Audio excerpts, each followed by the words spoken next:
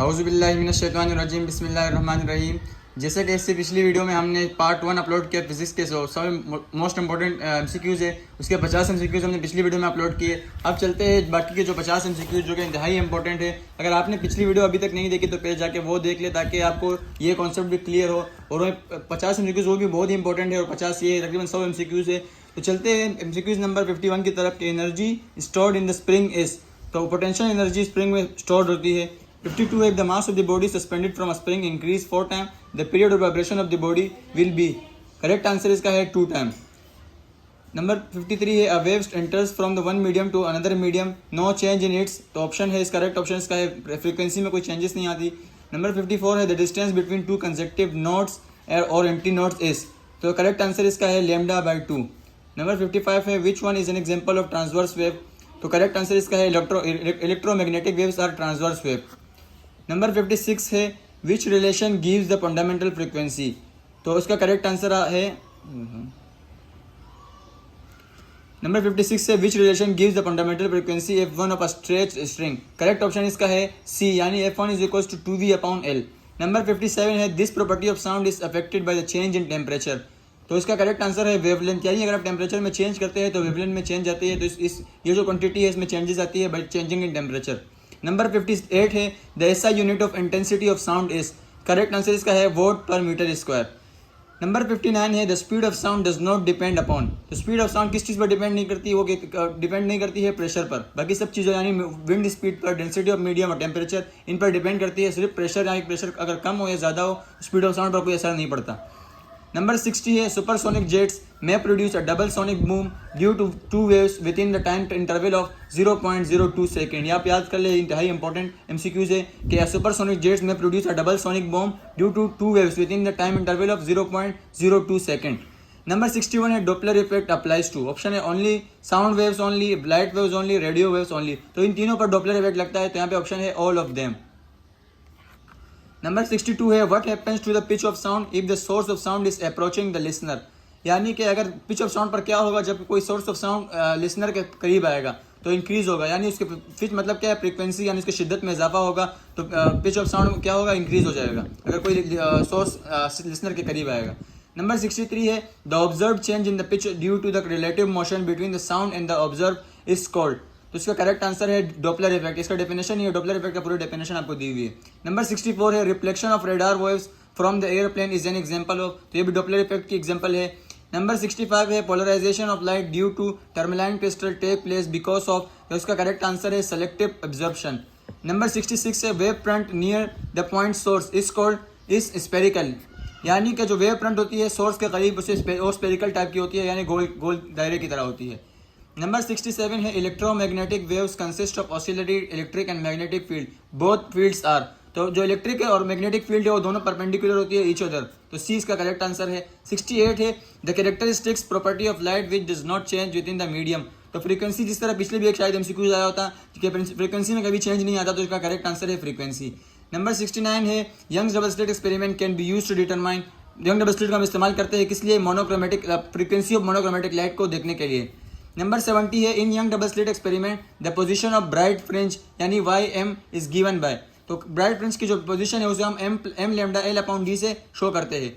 Number 71 है, in the young double slit experiment the position of dark fringe को m+12 lambda L/d, तो correct answer इसका है m+12 lambda L/d, तो ये फॉर्मूले हैं दोनों ब्राइट और डार्क के। इसके अलावा नंबर 72 एमसीक्यूज है, the central point of the young double slit experiment is always, young double slit का जो सेंटर पॉइंट है वो हमेशा ब्राइट रहता है, जबकि न्यूटन रिंग का हमेशा डार्क रहता है। 73 है, in a Michelson interferometer the compensating plate is use to, जो कंपेंसेटिंग प्लेट यूज होती है माइकलसन इंटरफेरोमीटर में वो यूज होती है equalise the path of two beams in glass. Number 74 है, in Michelson interferometer semi silver plate is use to obtain, तो Michelson interferometer में जो सेमी सिल्वर प्लेट जो इस्तेमाल होती है वो किस लिए इस्तेमाल होती है, तो पेस कोहेरेंट को ऑब्टेन करने के लिए इस्तेमाल की जाती है। नंबर 75 है, when the movable mirror in Michelson interferometer moves a distance equal to the wavelength of light the interference pattern move by, तो करेक्ट आंसर इसका है 2 फ्रिंजेस से मूव होता है। Successive dark and bright fringes are formed each time with the movable mirror of Michelson interferometer is moved by distance of, तो इसका correct option है D, यानी λ/4। नंबर 77 है, the central spot in the Newton's ring appear dark due to, तो इसका correct option है both phase reversal and path difference being zero, यानी जो पेस रिवर्सल आता है और जो पाथ डिफरेंस इसके दरमियान होता है वो जीरो होता है, जिसकी वजह से न्यूटन्स रिंग का जो सेंटर होता है वो हमेशा डार्क रहता है। तो करेक्ट आंसर इसका है सी। नंबर 78 है yellow light from a sodium lamp is used to form Newton's ring, the central spot in Newton's ring will be. तो आपको पता है कि न्यूटन्स रिंग का जो सेंटर होता है वो क्या होता है, डार्क कलर का, तो सी इसका करेक्ट आंसर है। 79 है in Newton's ring which lens is used, Newton's ring में कौन सा लेंस इस्तेमाल किया जाता है, तो प्लेनो कॉन्वेक्स लेंस, यानी इस तरह का जो लेंस आता है, इस तरह का लेंस आता है तो वो यूज किया जाता है। नंबर 80 है Newton's ring illustrate which of the following phenomenon, Newton's ring कौन सा फेनोमेना को यूज करने के लिए इस्तेमाल किया जाता है, तो इंटरफेरेंस को। 81 है the bending of light around the sharp corners of an obstacle is called diffraction. Number 82 है diffraction of x-rays can be studies by using rock salt, rock salt का इस्तेमाल करके हम डायफ्रैक्शन ऑफ एक्सरेज को study कर सकते हैं। 83 है in a grating spectrum the largest deviation angle will be colour, जो लार्जेस्ट एंगल ऑफ डेविएशन होता है ग्रेटिंग स्पेक्ट्रम में तो रेड कलर का होता है, और जो सबसे कम होता है वो वायोलेट होता है। नंबर 84 है the number of lines ruled per centimetre on diffraction grating is 4000 its grating element is, इसे आप सिंपल डिवाइड कर सकते हैं, किससे आप इसे डिवाइड करें 10 की पावर -2 डिवाइड बाय 4000, इसका करेक्ट आंसर आपके पास आ जाएगा 2.5 exponent -6 metre. Bragg's law states that, Bragg's law का फॉर्मूला क्या है, d sin theta is equals to 2d sin theta is equals to m lambda, d sin theta is equals to m lambda, ये वाला जो formula है ये हम diffraction के लिए यूज करते हैं, d sin theta is equals to m lambda, और ब्रैग्स लॉ में सिर्फ खाली 2 लग जाता है, बाकी सब वही सेम है। नंबर 86 MCQs है if an object is placed at 2f of concave lens the image will be formed at between f and lens, इसका करेक्ट आंसर है between f and lens. Number 87 है a person can not see distant object clearly because of, correct answer इसका है myopia, myopia की वजह से एक शख्स दूर की चीजें क्लियर देख नहीं सकता।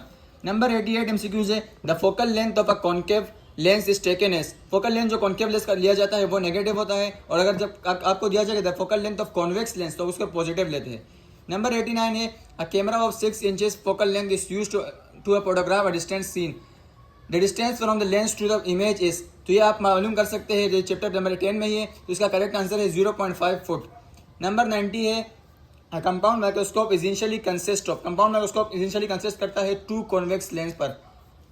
नंबर 91 है the focal length of objective in compound microscope is, तो जो फोकल लेंथ होता है कंपाउंड माइक्रोस्कोप में ऑब्जेक्टिव का, जो ऑब्जेक्टिव होता है उसका फोकल लेंथ कम होता है, तो शॉर्ट, इसका आंसर लिखेंगे शॉर्ट। नंबर 92 है the magnification of objective on eyepiece is 10 and 5, the magnification of compound microscope is, तो करेक्ट आंसर इसका है 10 डिवाइडेड बाय 5 यानी 2 इसका करेक्ट आंसर है। 93 है in compound microscope the final image formed is, जो कंपाउंड माइक्रोस्कोप में फाइनल इमेज बनता है वो होता है वर्चुअल यानी नकली एंड इन्वर्टेड यानी नीचे की तरफ।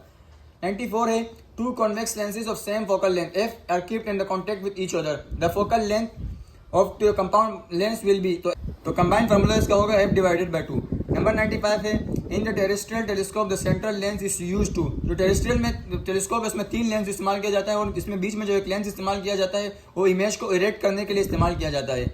नंबर 96 है the length of Galilean telescope is equal to, length of Galilean telescope कैसे हम निकालते हैं, तो FO माइनस FE, तो इसका करेक्ट आंसर है, और अगर FO प्लस FE आ जाए तो हम एस्ट्रोनॉमिकल टेलीस्कोप की लेंथ को मालूम करने के लिए इस्तेमाल करते हैं। MCQs नंबर 97 है which telescope is shorter than the other, तो इसका करेक्ट आंसर है गैलीलियन टेलीस्कोप सबसे छोटा होता है दूसरों के मुकाबले में।